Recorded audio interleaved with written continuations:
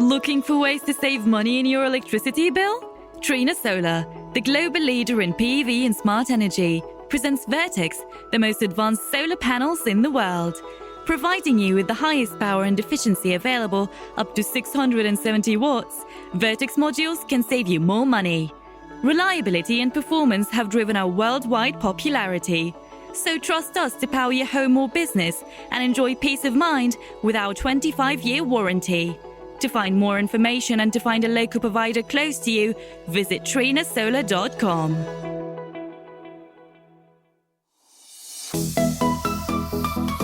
Dear friends and listeners, welcome to a new episode of Energizing Africa. As we all know, the potential of energy in Africa, especially when we talk about renewable energy, is enormous.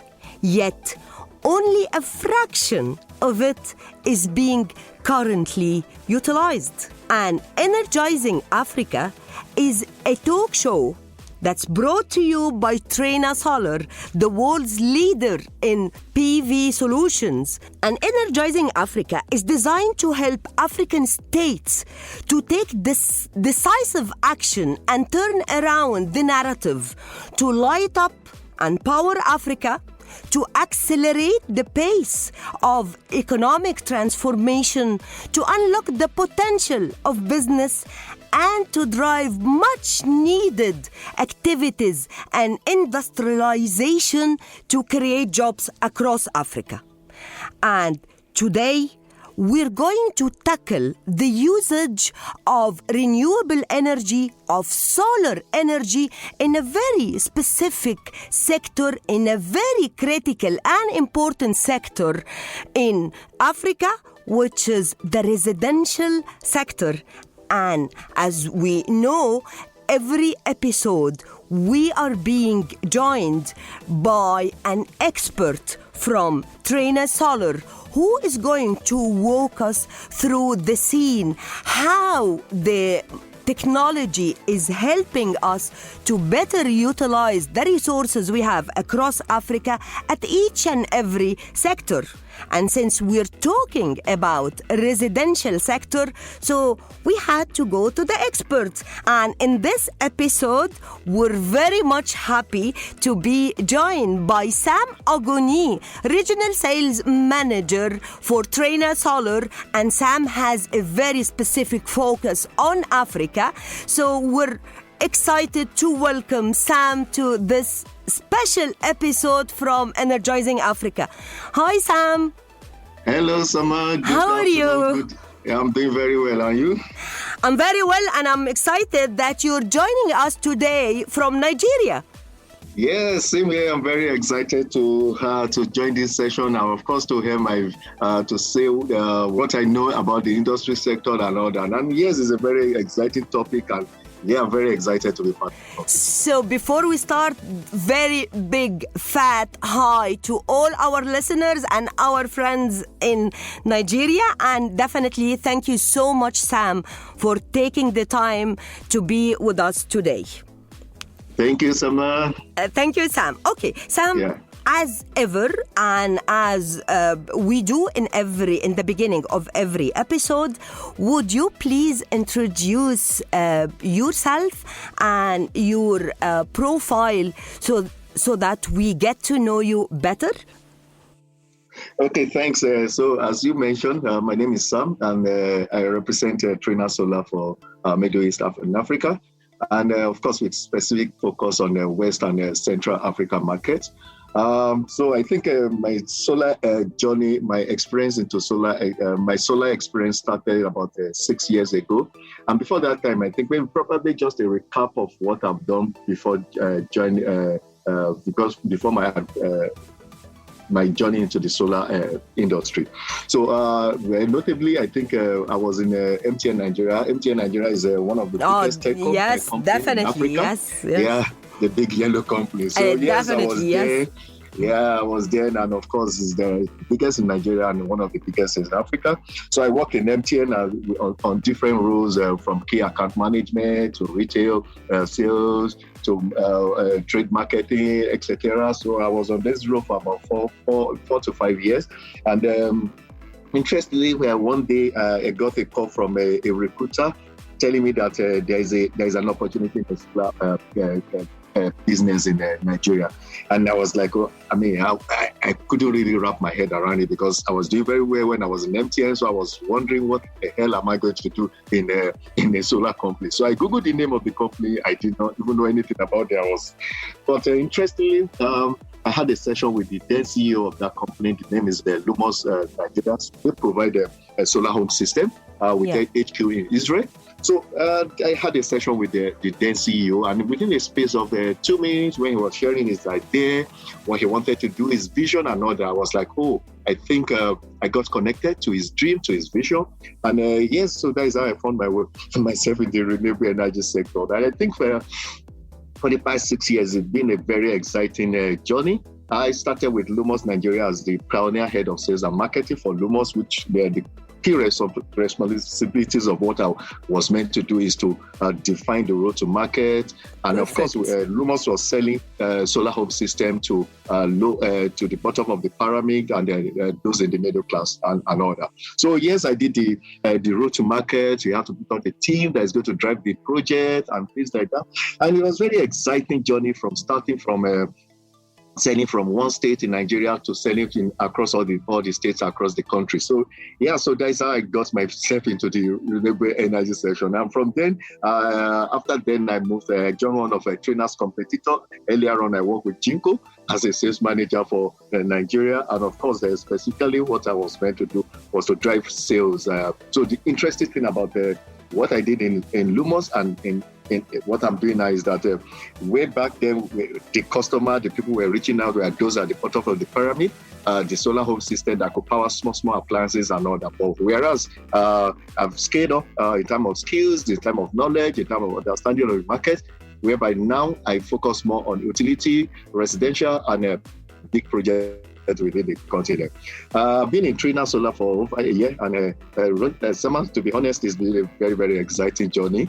It shows in your voice, Sam. Yeah, it's very exciting. It shows. So one of the high moments of my journey in Trina Solar is the fact that before coming to Trina, I never saw any project that was up to 1 megawatt and all that. So I was dreaming. When I read in the news and everywhere, people, celebrating that, they've signed megawatt of project and all that. I was like, oh my God, when is it going to happen? When am I going to do this? But I'm very happy to say that my first 1 megawatt, 5 megawatts, and this project I started in Trina Solar. So it's very exciting. And I hope that within this year I'll be able to sign. There are some projects I'm working on, 50 megawatts, 100 megawatts, and I hope I'll be able to bring them up this year.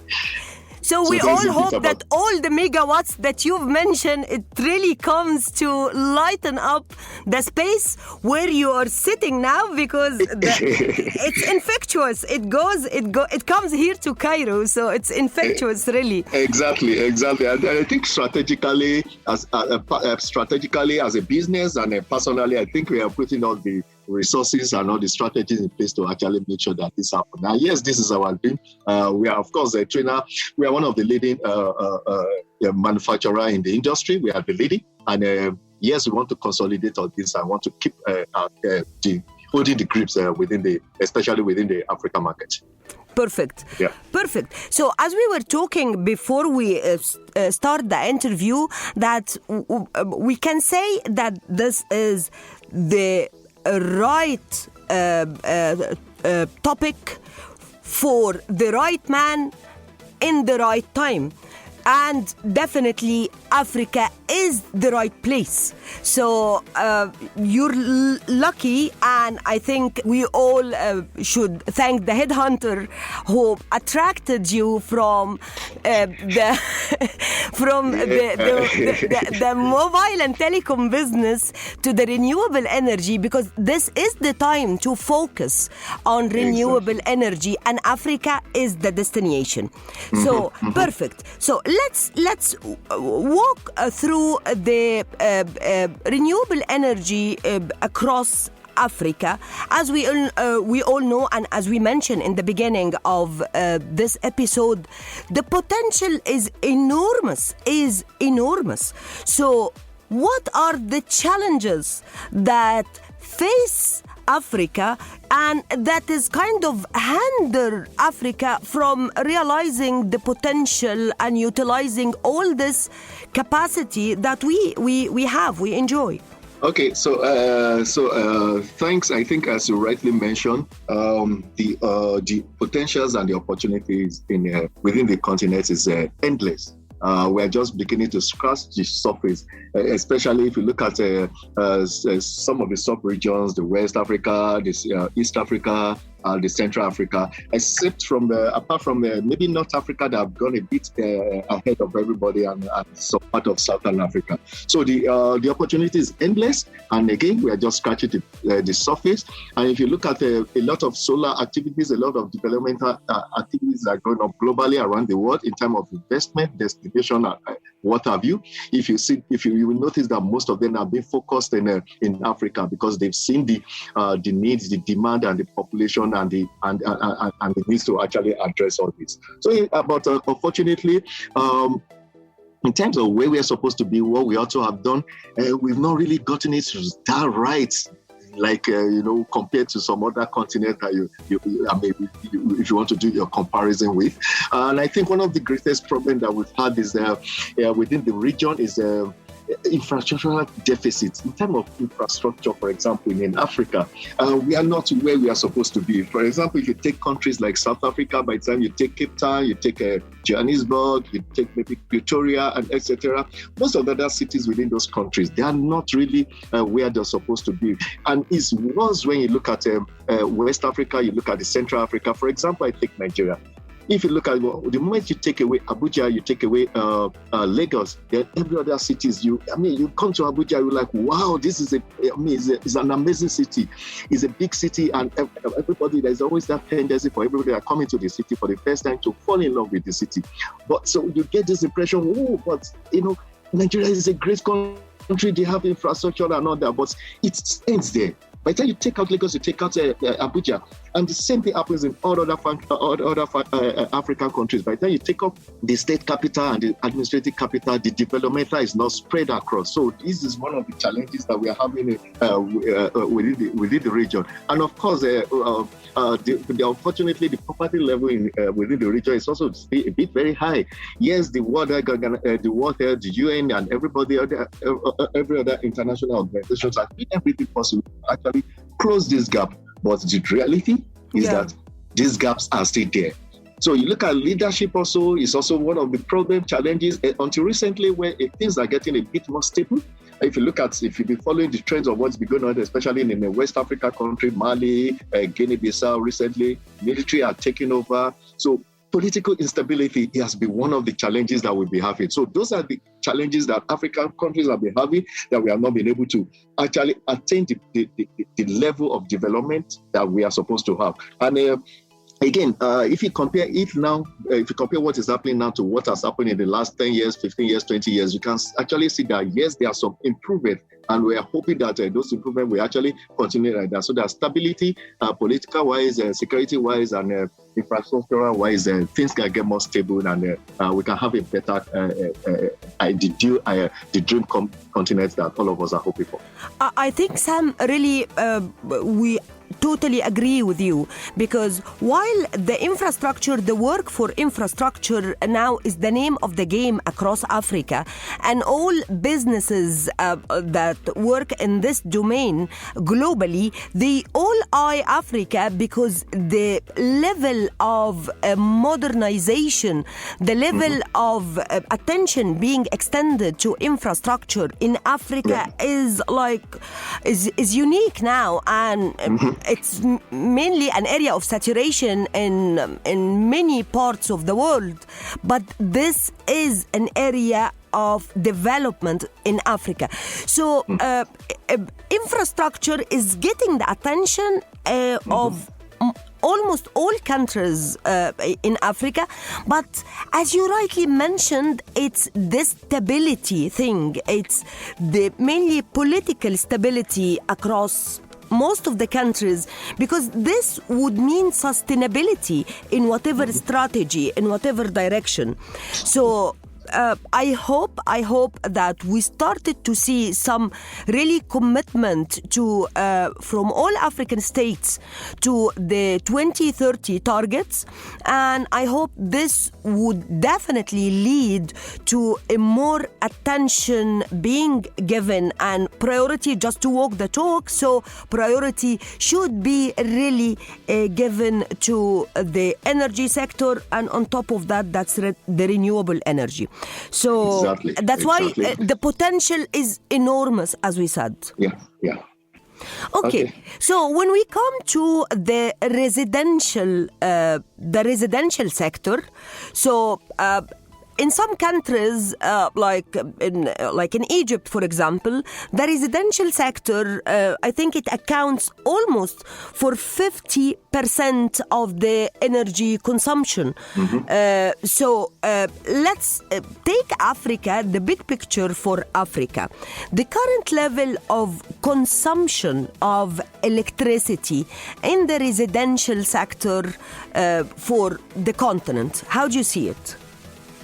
Okay, so I think for me, if you because in the course of work in Trina and some other places that I've done, I think I've been able to have exposure to some of the regulatory the generating power companies that generate power in the countries and all that, and I've seen the level of energy consumption in those countries. I've been to so many countries across Africa, and I've seen their level of availability of electricity. This is a continent that has over 1 billion population. Unfortunately, over 50% of this population do not have access to clean energy. Exactly. They do not have access to clean energy. And those out of the let's say maybe 40%, maybe 40%, 45%, or at the most 50% have access to this energy. What level of access do they have to this energy? It's not regular. It's not adequate. So if you look at almost every homes have one other form of technology that they use to supplement the national grid of the electricity that they are getting. So looking at the overall picture of consumption of the residential usage within the continent, I would say that maybe about over 60% of those that have access to electricity in this region still have there's still a market for residential usage in this place. Because again, if you look at, if you go to many homes, if you go to SMEs and the rest of them, they have a generator that they use to supplement the national grid. They have other alternative form of energy that they use to supplement the energy that is available. So the consumption level is very high on a day-to-day basis. Are you talking about as basic as a lighting pump or lighting point, or you are talking about, or want to talk about charging of mobile phones? And if you notice that most of these African homes, we kind of operate a kind of extended family system, whereby you have parents, you have grandparents coming to people to stay with, to children to stay with them and what have you. So when they are home, what are they doing? They need light to be able to watch TV. They need light to be able to do basic things. And of course, if you take it a bit further, the continents, when we are about starting this program, we talked about the weather condition and things like that. So the temperature in most of the part of the countries, most countries in the continent is a bit high. It's high temperature, and so we need a cooling system to be able to to be able to live some certain level of standard that is expected from people. Yes. So refrigerator, air conditioning, and charging of mobile phones, lighting points. Those are the things that we run on a daily basis across every homes within the continent. So if you look at them, I would say that about 60% of homes, of those that even have access, we don't even want to talk about the 50% of the entire population that even access at all to this. Yeah, so as I was saying, so if you look at the continent, we said earlier on that 50% of those within the continent don't even have access to energy. Then if we break it down further, we'll discover that out of the 50% that have access, they don't have absolute access. What is the level of access that they have? Maybe probably in some places they have 2 hours, 3 hours, 4 hours of electricity in a day. So looking at that 60% that don't even, looking at the 50% of those that have access to power, 60% of them still have to provide a form of energy, alternate energy, to supplement what they have from the grid. So which means that the possibility is endless. As I mentioned, on a daily basis, in terms of charging of mobile phones, refrigerator, you need power to power on refrigerator. The weather climate condition is very hot, so you need to power your cooling system and things like that. So the opportunity and the potential within the continent is huge and is almost endless. And I'm sure within the next 20 years, 30 years, even if we take concerted effort to fix it every day, the opportunities are going to still be there for us to fix. Okay, so Sam, I was really trying to listen with not only as like a host in a talk show, but I was listening as a consumer myself. Yeah. So the consumption of energy at our houses, we use energy, of course, for space and water heating. That's if you are in the north part, where in the winter it's getting really tough. So or space cooling, or cooking, lighting, appliances, and all the other usage, internet, and whatever level of connectivities and usage that. Yeah. But now, why we should use solar energy?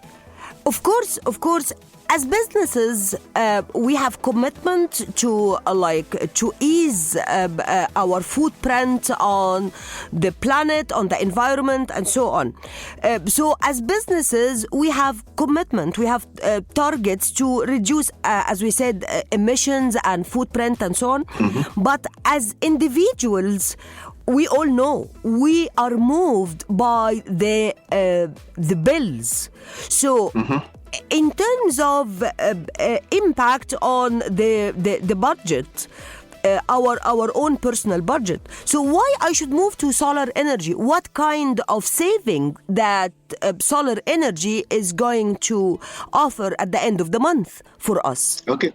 So I think anytime I hear this, and anytime I have the opportunity to have a conversation with any consumer or any end user, as the case may be, and questions like this pop up, the first thing that comes to my mind is that if you look at the other alternative source of energy that we have at home, let's take generator for example. On a daily basis, you have to buy diesel or you have to buy gas to be running a generator on a daily basis. So which means that you actually spending, and again, you recall that at the beginning of this session, I said one of the challenges that we're having in Africa is poverty, because the spending power is not really there. Exactly. So just imagine you taking out of the little that you have, you want to use it to spend it on a daily basis on energy, on other alternative energy that is not even clean. So one of the first thing is that it saves you that cost, that daily expenses that you need to be making to fuel your generator and all that. So invariably, you can take this extra fund and inject it in some other aspect of your family needs on a daily basis. And of course, if you look beyond that, maintenance is another area that you are going to save a lot, because practically there's in the sector, there's this general saying that the cost of maintaining a solar energy is almost zero. When you say almost zero, is not something that you are going to be doing on a daily basis or on a monthly basis. Maybe probably 2 years, 3 years, maybe you need to take the battery, maybe there's a problem with your inverter and things like that. But on the contrary, generator, again, if you want to compare it with a genset, apart from you running it every day with diesel, with oil and all that, then there's a need for you to be servicing it on a monthly basis, or else it's not going to serve you better. So the money that ordinarily you'll have used if you are using those other technology, then you can save that money and use it for some other things at home. So in terms of savings, yes, and of course, we cannot shy away from the fact that the resources, the natural resources to actually generate this, which is the sun, is abundantly available within the continent. There are some part of within the continent that the sun is almost like 12 hours in a day and all that. So the natural resources is readily available. And of course, you have a control over your power consumption when you use solar. I think since I've been in the solar industry, I've been able to learn very well that the power of managing your energy on a daily basis. You are going out in the morning. There's nobody at home. Switch off all the appliances that is not in use. You're in your living room. Yeah. There's nobody in the other room. You can switch it off another. So because this is actually helps you to manage your electricity consumption and all that. And of course, it saves you a lot of as I've mentioned. Then of course, we cannot shy away from the fact that the environmental importance of this. The other technology that you have, there's going to be emission, there's going to be pollutants, and what have you. But here we are talking about clean energy. So it helps the environment, it helps the individual to save more money, and at the end of the day, it helps the society. And yes, the world will be a better place. But still, I agree with all what you are saying, Sam, but really, from an end user perspective, there is still a missing piece. I don't know. I will give you an example. In the building where we have our headquarters, our office as CBR, we have migrated to the solar energy, and really the entire building, and it was like almost 1 month of like infrastructure to set it up. Exactly. Yeah. But till now it's not working. I don't know why it's not working. And till now it's not working. So there is still a missing piece of the puzzle, that the well is there, the infrastructure more or less is there. If we're taking some countries in Egypt, there is a big commitment, and we have the Bimban definitely project in Morocco, in other countries in Africa as well. So still there is it's a new way. It's an evolving technology. Exactly, it's a new culture. It's a new culture. So first and foremost, I'm surprised that you have one that is not really working. So maybe really, after this call, we can take it offline after that, because I'm really interested to see why this is not working. I was so proud of that, but not yet working. It's so unfortunate. But again, if you take some steps backward and look at this solar journey in Africa, prior to this time, 15 years ago, 20 years ago, 30 years ago, I think the solar project that I grew up knowing are those street lights that were commissioned by the government that will never work. Now, why are they not working? Because what they just wanted to do then was just to show that, okay, this is working, so that they can take photograph and say they've commissioned it. They are not really after if it's really going to work. Now, that was the mindset some 20, 30 years ago. But now you can see that the dynamics are changing. The adoption level is changing. The awareness level is getting more and more increased. So the adoption, which of course naturally translates to increase in adoption. So for those that have done project that is not working, probably we have to look at first and foremost. There's this cartoon that I always see anywhere that I go to when you're talking about price and all that. For every product, for example, you want to use one of the top mobile phone that almost everybody globally is using. There's another manufacturer that is manufacturing a cheaper one. So they always say that, for every I can do it cheaper seed drop, and there's always a price for it. So we have to look at it case by case. Professionals that are coming to you, they want to do installation for you. They've taken energy audit of your facility. They've understood exactly the energy that you need. However, because there is somebody somewhere at the other side, because you want to save cost and all that, if you tell you, no, I'm going to do it cheaper, I'm going to do that, without even doing an energy audit and all that. So if you consult with a professional, They do the due diligence about and do all the necessary check-ins, questions on your facility and all that. Then, most importantly, using the right equipment. For example, Trina Solar is a tier 1 manufacturer. So there is no project globally that you want to do that involves the World Bank, that involves the USAID, or any of these multinational funding organizations that they will not stipulate that you have to use a tier 1 bankable product, which is one of them. Now, one of the reasons why this is like that is that those companies have been in existence for quite a number of years. So they've done a lot of testing. They've because of the technology involved in their production and all that. So you can be rest assured that, okay, the equipment you are getting is what they say we have. For example, for our PV modules, we have up to 15 years warranty. So which means that we are sure of what we are offering the customer. So again, it's for us to be able to, the advocacy level still to go up. There's still a need for more awareness within the continent for people to really see and understand. And of course, yes, there is a price for everything. So if you want to do projects, you want a reliable, bankable, if you want to do a project that is going to last you, I will always advise everyone to consult with a professional that is going to do that. And of course, using the right equipment and all that. So for anyone that is not working for some reasons, I'm sure that there are some questions that needed to be asked and all that. Again, I totally agree with you that the level that we want it to be, again, I always do a comparison between North Africa and the other part of Africa. In terms of adoption and all that, they were there earlier than other parts of other part of Africa and all that, which means that the awareness and adoption level has gone up. So yes, I agree with you absolutely that we are not where we are supposed to be. But again, everybody is working towards the C4 2030 goal, whereby we want to make power, electricity available to the African to the world population, and of course, African population is not being left out of this.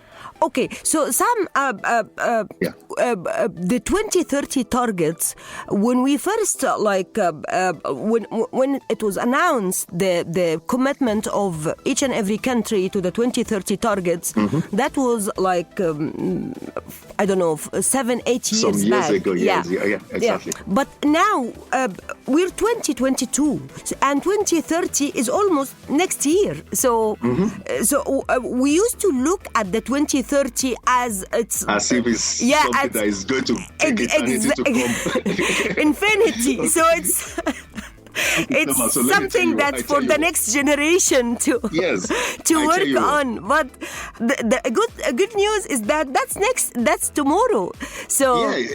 So the thing is that I tell you what, yes, the whole project started some years back, and when it started, as you rightly say, it was as if 2030 is generations to come and all that. But hey, it's just around the corner. But the good news is that in terms of adoptions, in terms of progresses from countries and what have you, we can see that we are progressing toward that. Even in most of the other African countries that politically they don't have the political will to actually do that. They don't have the financial will to actually do that. We can see a lot of funding, a lot of investors funding being made available for this.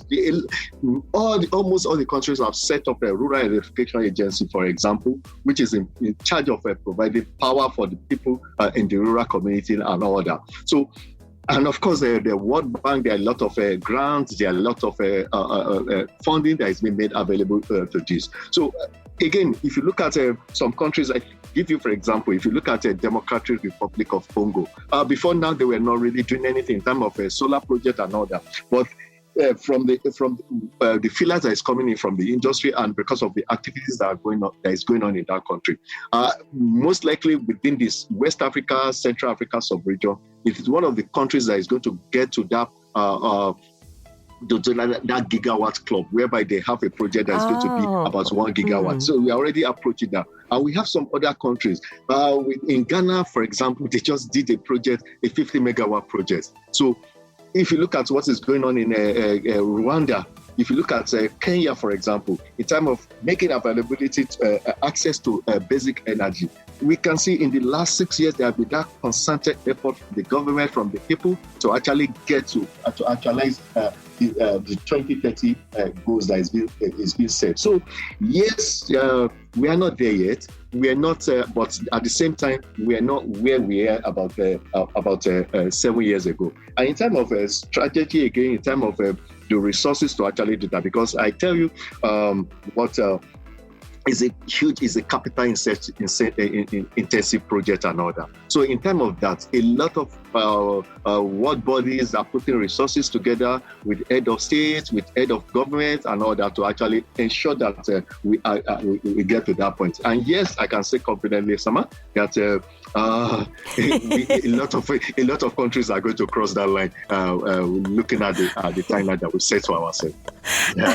Sam, if I'm asking you, where do you see the next success story in the transformation or the adoption of solar energy, dependency on solar energy? Okay. Well, you've mentioned some very good, bright examples in Congo, in Rwanda. So where do you see the next success story would be coming from? Okay, so I think, again, following the potential project that is being announced by different countries across and all that, and looking at, again, I always say that I don't want to talk about Tunisia, Egypt, I don't want to talk about Egypt, Morocco, because they've gone far ahead. So we want to look at, those are countries that, South Africa, those are countries that have done they have joined the Gigawatt Club and all that. But again, looking down, to other countries. If you take, I think the destination is actually going to be the western part of Africa. Okay. There are a lot. Again, I mentioned that there are a lot of activities coming up in DRC. They have multiple projects that is coming up. Ghana just completed a floating solar sometime last year, which is a 50 megawatt. They are adding another 100 megawatt to it this year. So we can see. So in terms of development, in terms of opportunities and all that, I think more are going to come from western part of the African continent, because I think that part has permit me to use the word, a catch up to do with the rest of the region. Okay, so the next question, Sam, is the first part is like, a bit, we want to move to numbers now. We have been on the qualitative, so let's move to some quantitative, like data. Okay, so if I'm asking you about the market size of solar energy in Africa, 2022. Wow. So I think this is, I think I would say is potentially, I think we have about over $30 billion transaction that is going to happen. Wow. It's really a huge project, because if you look at the monetary value, if you check the monetary value of some of the projects that I may mention about another, some of them in terms of the monetary value, we are talking about 20, 30, 40 billion USDs for a single project, and we have multiple of those projects coming up. Of course, it's not all of them that is going to get started this year and going to get completed this same year. But again, billions of dollars opportunity within the sector. And again, don't forget the fact that we said it earlier on that in terms of the population, the people are there to actually, and the need is there. So yes, and with the access is not there. So again, it's a very huge market that, and that's why again you see a lot of investors, you see a lot of companies setting up infrastructures within the region. For example, if you take Trina Solar as an example, sometime last year, we did an aggressive expansion into the African market, whereby I joined the team. I sit in Nigeria, covering some part of the Africa continent. I have a colleague that sits in Nairobi, Kenya, and of course there is another one that sits in Morocco. So we've seen this potential, we've seen this opportunity, and as a business, we are willing not only to key into this, but to be able to impact the lives of people living in this continent. What a lucky team and what a lucky business. What a lucky team. Okay, so this is definitely the market and this is the sector to eye in Africa, not only this year, but for years and years to come. Exactly. Wow, Sam, really, thank you so much. Thank you so much. Thanks, I have just one last final question, but it's tricky. Bit tricky. Okay, so okay. Get ready. So let's have it. I hope I'll be able just to warm up. Okay, so Sam, what is your target for 2022? I don't want to know the numbers. I don't want to know numbers. I just want to know like the growth, just to see the potential and how hard and how aggressive is Trina Solar focused on this promising market in Africa. Okay, so when we started, let me just take a step back to when we started 2021. So at the beginning of 2021, Trina Solar globally, I think we were rated number 4 in terms of shipment and all that. Looking at the antecedent of what we did the previous year. And as a business in Africa, what we said at the beginning of the year is that we actually wanted to move from that 4th position to the first 2 positions and all that. And we had to put heads together, we had to strategize, we had to look at the market trends and all that. And I'm happy to say that that target that we set for ourselves, we are able to achieve it. And for this year, for us at Trina, is either number 1 or nothing. And of course, if you look at the technology, for example, in terms of PV modules, the cell size, we have the gold standard in the market right away. What we have, the 220 ml cell, no any other person has it. Yeah, you heard a lot of things from competitors telling why not the 210 ml. But the good thing is that somewhere you go and write it down within the next few months. All those people that have said that it's not the best technology, they are coming to join. All of them are going to join. Just the same way when we stopped producing poly PV modules for the market. A lot of competitors, they still wanted to keep in touch with those that use a poly module, but we said it at that time that everybody is going to move away from poly. And I can tell you all the top 10 brand manufacturers don't produce poly anymore. So the same thing, we are the industry leader. We set the standard. And if you look at the power bin also that we have available in the market now, we have as high as a 670 watt panel, which also within the industry, I think we are the leading in that sector. So technological wise, we are leading in terms of innovation, in terms of bringing out new innovation to the system, to the market. We are also leading in that. And of course, so the target is to consolidate on that leading position and to maintain that number 1 position. Well, I can't be happier that I'm just talking to such an energetic and such a believer in what he does. Really, Sam, thank you so much. I think this was an exceptional talk. We covered the residential sector and how the residential business or the residential domain can benefit from the solar energy and from the adoption of solar energy. I think we were lucky to have one of those experts who really believe in what they are doing. So, Sam, thank you so much. Thank you. Thanks, Elsa. Apparently, you're working hard, and Trina Solar is, as you rightly mentioned, setting the standards, raising the bar, and setting the tone. So 2022 is going to be an exciting year for the solar energy in Africa. Yep, absolutely.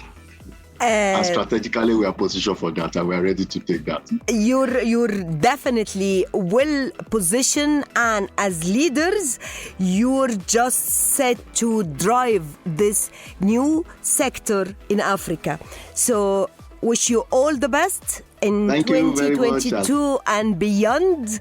And well, this is an episode not to be like played or listened once or twice.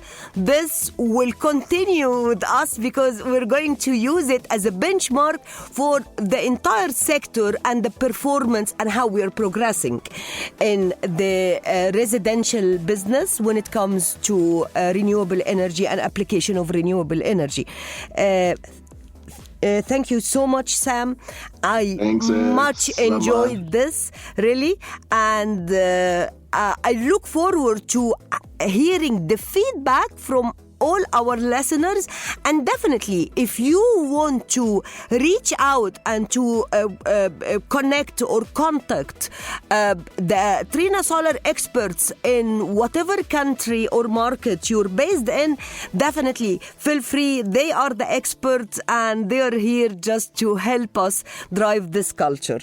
So it's going to be a promising year, and we look forward to hear back from all our listeners. Your feedback is really important to us. I hope you've much enjoyed this episode.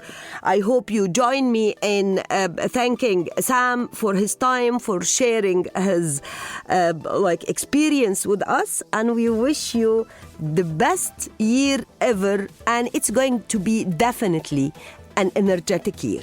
Thank you.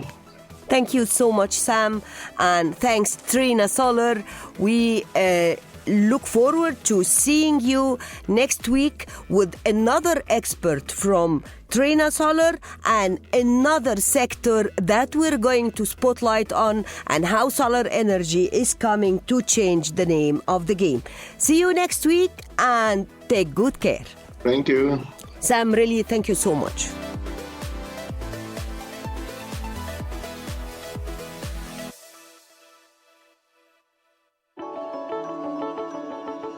Looking for ways to save money in your electricity bill? Trina Solar, the global leader in PV and smart energy, presents Vertex, the most advanced solar panels in the world.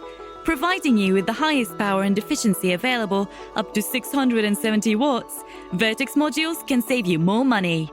Reliability and performance have driven our worldwide popularity. So trust us to power your home or business and enjoy peace of mind with our 25-year warranty. To find more information and to find a local provider close to you, visit trinasolar.com.